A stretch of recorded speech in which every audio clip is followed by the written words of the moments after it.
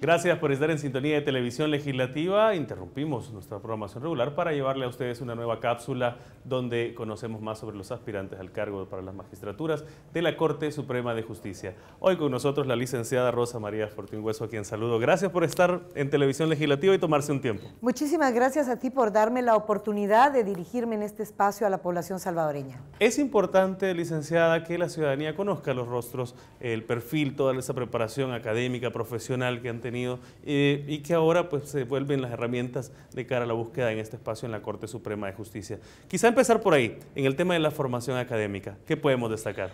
Bueno, como formación académica soy abogada y notaria, tengo pues varios estudios, no de maestría, aunque sí el que saqué con la Universidad Autónoma de Barcelona, la Universidad del Salvador y la Matías Delgado, está en la altura de maestría, pero estamos todavía en ese proceso. Un diplomado en Derecho del Mercado Financiero y estudios alternos.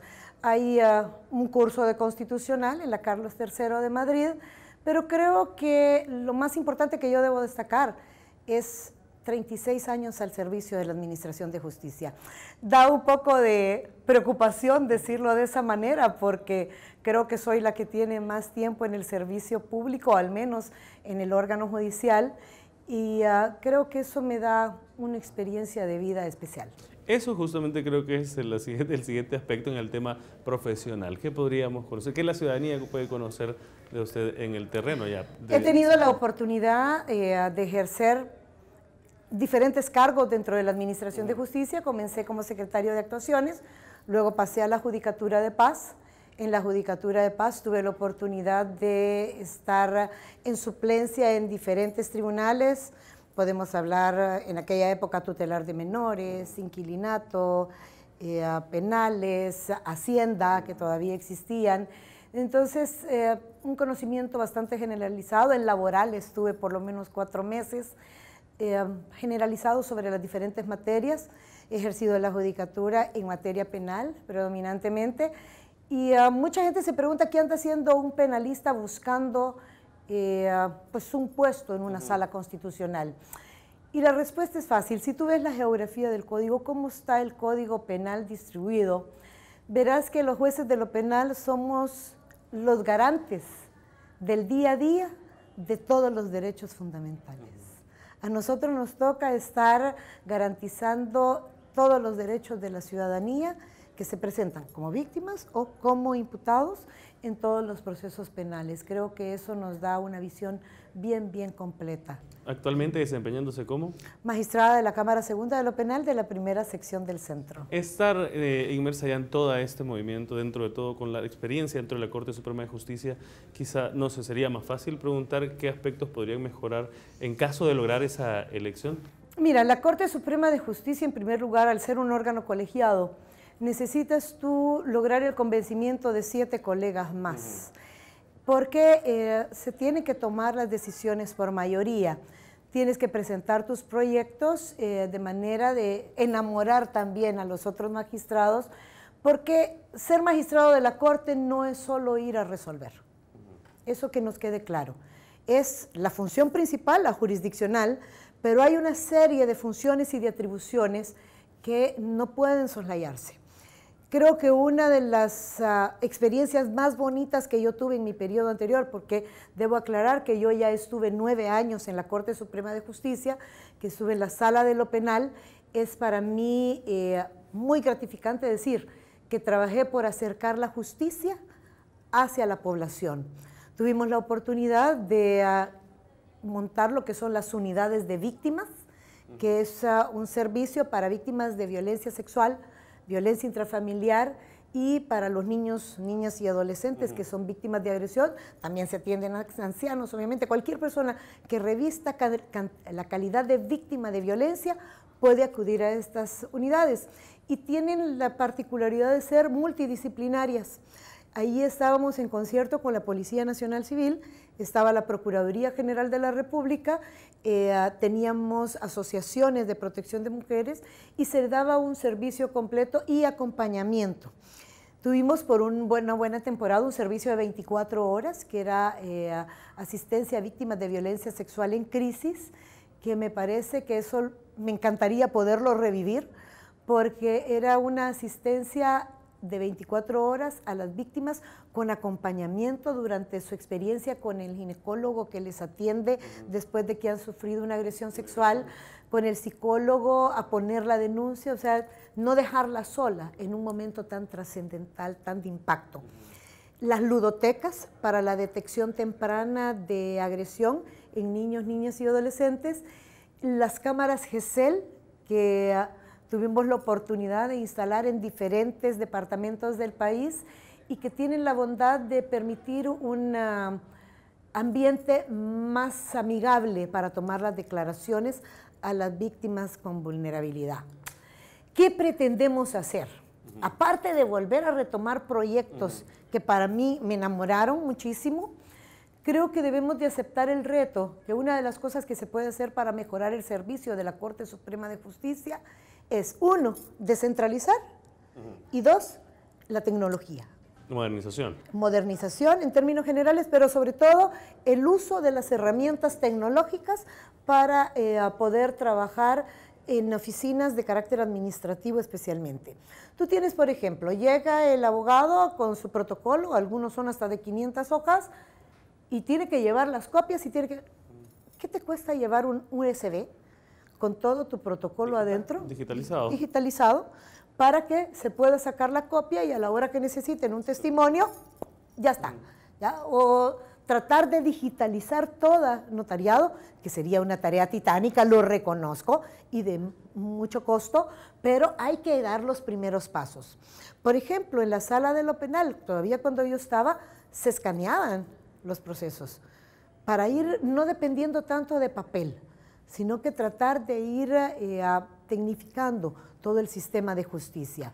Nosotros tuvimos un mecanismo incipiente de seguimiento de casos que luego se ha venido a modernizar, pero que nos dio muy buen resultado para tratar de minimizar la mora. Proyectos es igual a costos. Costos, hablamos de un presupuesto. La ejecución presupuestaria ha sido siempre también una de las cuestiones que no solamente es de la Corte Suprema, sino de las instituciones o de los órganos de Estado como tal. ¿En la Corte qué habría que mejorar según su visión? ¿O cuál sería la apuesta por el tema presupuestario? La ejecución presupuestaria de la Corte tiene muchos mitos, muchos mitos. En primer lugar dicen, la Corte tiene el 6% y devuelve. Tiene esa cantidad de dinero y devuelve. Yo no sé si ustedes saben, en primer lugar, de que el dinero no se le da a la Corte, no se le dice, miren, en esta cuenta está el dinero. Nosotros tenemos en Corte que estar pidiendo cada desembolso uno a uno. Algunos los autorizan, otros no los autorizan.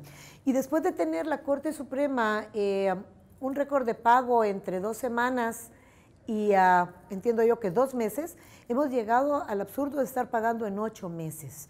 Tenemos alquileres que se deben, que a nuestros jueces les mandan las notas, los vamos a desalojar, déjennos la casa, porque la gente tampoco nos puede estar dando el alquiler de gratis, claro, ellos tienen que vivir. Entonces lo que necesitamos es tal vez una mejor comunicación con Hacienda para que se hagan los desembolsos de manera adecuada, porque es ilógico decir que estamos devolviendo, pero le debemos los servicios principales, como lo son alquileres, luz eléctrica, agua, telefonía. Hemos tenido que cambiar muchas veces de telefonía porque hay deudas con telefonía.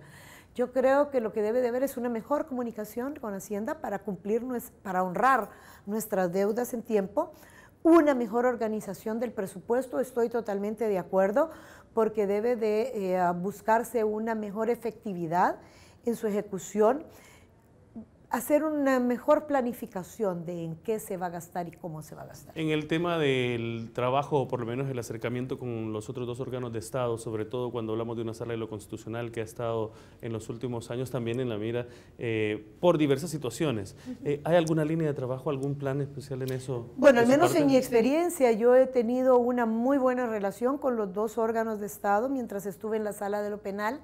Tuvimos la oportunidad de trabajar con los señores diputados de acá de la Asamblea en el proyecto del Código Procesal Penal que se aprobó en 2008 y que entró en vigencia en 2011. Tuvimos la oportunidad también de trabajar en la Ley de Intervenciones Telefónicas, trabajamos con Lepina como parte de las leyes que se vieron involucradas en mi quehacer, y una muy buena relación señalando nosotros los pros y los contras de cada decisión que se tomaba, y en mucha armonía. Creo que podemos conservar nuestra independencia trabajando en armonía. No es necesario tener posiciones antagónicas. El diálogo, la comunicación es indispensable para poder trabajar por el país. Transparencia, rendición de cuentas, ¿cómo va el plan? Ahí sí te puedo decir que yo me di el lujo de dar una rendición de cuentas de mi trabajo de aproximadamente 2 horas, presentando desde el primer día hasta el último todo lo que hice, todo lo que logré ejecutar. Obviamente, en algunos casos en concierto con Corte Plena, en otros en concierto con la Sala, y en la mayoría de los casos tengo que confesar con el apoyo de la Presidencia de la Corte Suprema de Justicia. No todo lo que tú logras hacer en la Corte lo logras hacer con los 8 votos. Muchas veces tienes que apoyarte mucho en Presidencia para poder sacar adelante los proyectos. La experiencia acumulada como parte de una de las salas, ¿cambiaría ahora en caso de una elección para la toma de decisiones? Mira, la experiencia se va sumando y esta puede verse modificada en el tiempo, pero creo que uno tiene que aprender a aprovechar lo positivo de lo que ha logrado vivir. Las experiencias siempre son buenas, aún las que uno considera que son pesadas, que son negativas, que han sido de mucho dolor de cabeza. Todo es bueno y todo lo que Dios permite es maravilloso. ¿Cuál sería su mensaje final para la población, la ciudadanía, ahora que este proceso se ha abierto desde la Asamblea para que puedan conocer e identificarlos? Mira, a mí me interesaría que la ciudadanía conociera mejor lo que es la labor del órgano jurisdiccional, que no nos vean como enemigos, que traten de ponerse en nuestra posición, como nosotros a la hora de juzgar tratamos de ponernos en la posición de cada uno de ellos. Esa es una situación que nosotros tenemos que aprender como jueces. Pensar cómo sería nuestra situación si estamos en la posición de víctimas, por ejemplo, o si estamos en la posición de imputados. Pues igual, a mí sí me gustaría que la ciudadanía pensara un poquito cuál es la posición del juez, qué es lo que nos toca hacer, y que nuestro trabajo no es antojadizo. Nosotros nos basamos en pruebas, nosotros decidimos sobre pruebas y estas tienen que convencernos, porque al nosotros tomar una decisión estamos afectando la vida de muchas personas. Excelente. Bueno, la licenciada Rosa María Fortín ha compartido con nosotros para que usted, amigo o amiga televidente, conozca más sobre los aspirantes a estos cargos de magistratura en la Corte Suprema de Justicia. Licenciada, gracias por su tiempo. Gracias a ti. Ha sido un gusto estar conversando contigo. Muy amable. Muchísimas Ustedes, gracias. amigos televidentes, pendientes de la señal de televisión legislativa, que a lo largo de su transmisión van a conocer más sobre los aspirantes a la magistratura de la Corte Suprema de Justicia. Continúe en sintonía de TVL.